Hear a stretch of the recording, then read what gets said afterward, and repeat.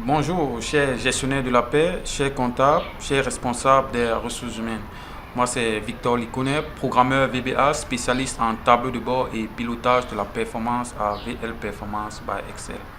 Dans cette nouvelle vidéo concernant la prise en main de notre logiciel de paie PNLV 2.02 pour le traitement des salaires en entreprise, je vais vous montrer comment fonctionne le groupe bulletin de paie. Bref, en fait, c'est le groupe qui va nous permettre déjà dans un premier temps d'émettre les bulletins de paie de tous les employés, de rechercher un bulletin de paie dans la feuille des émissions, de sauvegarder les bulletins de paie du mois en cours de traitement, de vider la feuille des émissions de bulletins de paie, de créer le bulletin de paie d'un employé, de rechercher le bulletin de paie ou bien les bulletins de paie créés individuellement, de s'assurer que les sauvegardes des bulletins de paie de chaque mois est effectif. Pour cela, concrètement, ça fonctionne comment l'émission des bulletins de paie. Bon, déjà, les actions préalables à effectuer avant l'émission des bulletins de paie, c'est de calculer tous les salaires et les différents impôts ainsi que le net à payer. Déjà là, pour calculer ces éléments que j'ai déjà eu à montrer dans d'autres vidéos, après avoir calculé les différents salaires et impôts là, vous devez aussi remplir les fiches individuelles. Bon, août a déjà été rempli. Les fiches individuelles, bon, je vide. En fait, je vous montre les étapes préalables à l'émission des bulletins de paie. On vide les bulletins de paie, on les remplit à nouveau. Voilà. Une fois que les éléments de salaire, les impôts ont été calculés ainsi que les fiches individuelles ont été remplies, on peut maintenant émettre les bulletins de paie. Bon, là on dit qu'il semble que vous avez déjà effectué cette opération. Pour effectuer cette opération, veuillez d'abord vider toute la feuille émission bulletin en cliquant sur le bouton vider la feuille émission bulletin. Donc c'est là, je vide là, puisque c'est la feuille où les bulletins du mois viennent se stocker temporairement avant de procéder à leur sauvegarde. Donc je peux maintenant émettre les bulletins de paie. Donc là, la création est en train de se faire. Ensuite, le nettoyage, qui est une opération assez complexe, mais qui dans certaines machines peut mettre moins de temps. Donc nous sommes déjà à 25%.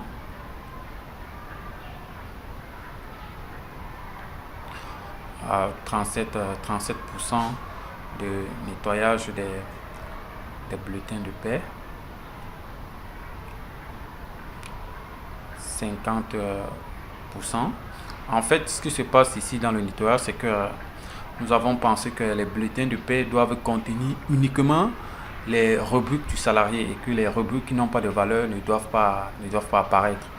Donc le nettoyage des bulletins de paie est là pour, n'est-ce pas, supprimer les lignes de chaque bulletin qui n'ont pas de valeur ou bien qui n'ont pas auquel on n'a pas attribué une valeur, comme je disais tantôt.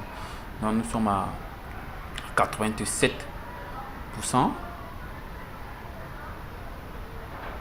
100%. Donc l'opération est terminée là. Ok. Donc l'émission des bulletins de paie de tous les employés est terminée, soit 8 employés. Donc vous voyez là sur la feuille des émissions des bulletins de paie, tous les bulletins de paie de tous les employés ont été générés. Bon, l'avantage avec le système, bien que tous les bulletins soient sur une feuille, c'est que chaque bulletin, lors de l'impression, va apparaître sur un format. Donc vous voyez, quand vous voulez imprimer là, vous mettez imprimer. On montre 8 bulletins pour agrandir, ajuster à toutes les colonnes là. Oui. Donc vous pouvez imprimer, chaque bulletin va sortir sur un seul format, comme vous voyez là. Bon, toujours dans le groupe émission des bulletins, vous avez la recherche d'un bulletin de paie dans la feuille des émissions. En fait, c'est une fonctionnalité qui est utile quand vous voulez travailler dans un bulletin de paie, sauf que quand vous avez par exemple une centaine de bulletins de paie, parcourir comme ça pour trouver le bulletin de paie peut être un peu fastidieux. Donc ce qu'il y a lieu de faire, pour tomber facilement sur un bulletin de paie, vous vous positionnez sur la ligne de l'employé dont vous voulez rechercher le bulletin de paie dans la feuille des émissions des bulletins de paie. Une fois que vous êtes là, vous venez là, vous recherchez, donc on cherche l'employé Jean Njeke Bernadette. Donc quand je clique là, recherche au bulletin de paie, je tombe directement là sur lui. Ça nous évite de naviguer sur la feuille pendant longtemps. Ensuite, on a la sauvegarde. En fait, là, nous sommes en train de travailler les bulletins de août. On doit sauvegarder les bulletins de août dans une feuille. Pour cela, on clique là. On dit que vous avez déjà sauvegardé ce mois car la feuille nommée bulletin de août existe déjà. Vous pouvez supprimer cette feuille bulletin de août et reprendre la sauvegarde si vous le désirez. Donc, pour vous montrer, bien que déjà sauvegardé, je vais vous montrer comment ça fonctionne concrètement. Donc, je viens là, je cherche le bulletin de août là, je trouve, voilà l'ancienne sauvegarde, je supprime cette feuille. Oui, ce que je vais ajouter, c'est que les feuilles qui sont générées automatiquement par l'application peuvent être supprimées sans altérer le fonctionnement de l'outil. Mais celles qui sont présentes, les 7 feuilles de départ, ne doivent pas être supprimées. Donc je procède à la sauvegarde des bulletins de août.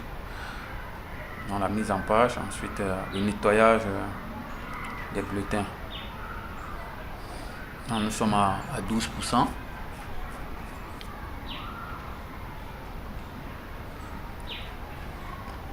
« 25%.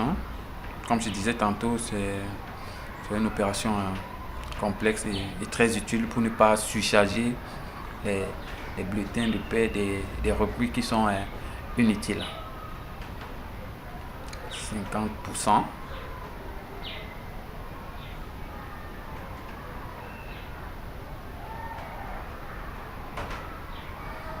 62% de nettoyage des bulletins de paie.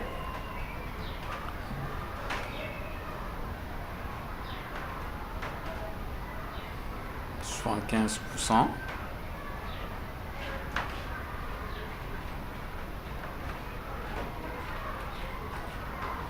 87%.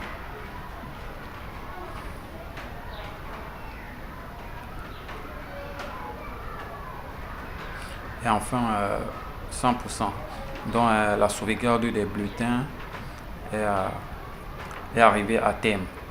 Donc vous voyez là, la sauvegarde des bulletins de paie du mois de août est terminée car la feuille nommée bulletin de août vient d'être créée. Donc c'est cette feuille là qui vient d'être créée.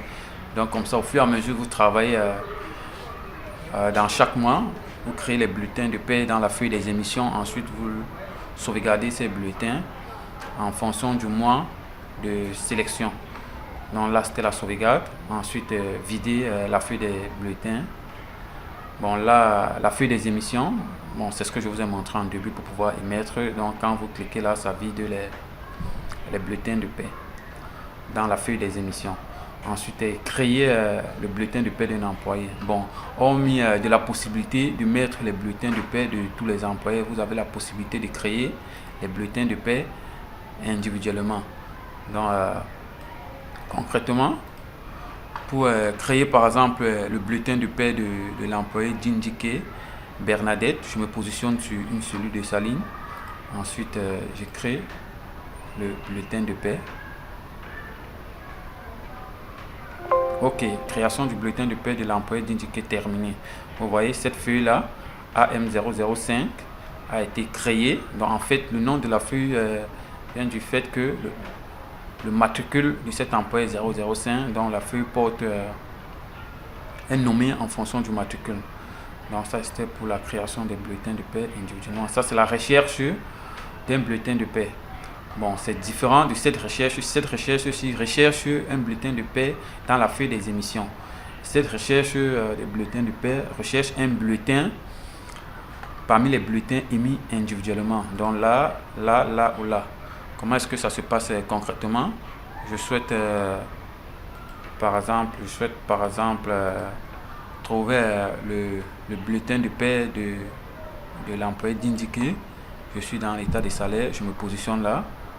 Ensuite, je viens à bulletin, je fais rechercher, je tombe directement sur lui. Ça m'évite de naviguer entre les différentes feuilles du classeur sans être sûr de la position du bulletin de paie. Disons, je cherche. Ensuite, enfin, on a là, pour s'assurer de l'existence ou pas de la sauvegarde. Par exemple, je clique là février. Vous voyez, je peux tomber directement sur février. Ça veut dire que février, les bulletins de février ont été sauvegardés. Je viens là, par exemple, là. Je sélectionne peut-être octobre. Octobre est aussi là. Je sélectionne par exemple novembre. On me dit que la feuille novembre,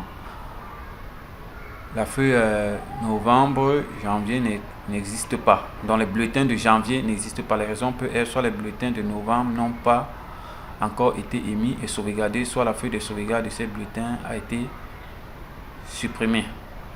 Donc je mets OK, donc ça veut dire que les bulletins de ce mois n'existent pas. En fait, c'était ça. Comment utiliser le groupe bulletin de paie. Merci de nous avoir suivis et je vous invite à suivre très prochainement nos prochaines vidéos. Merci.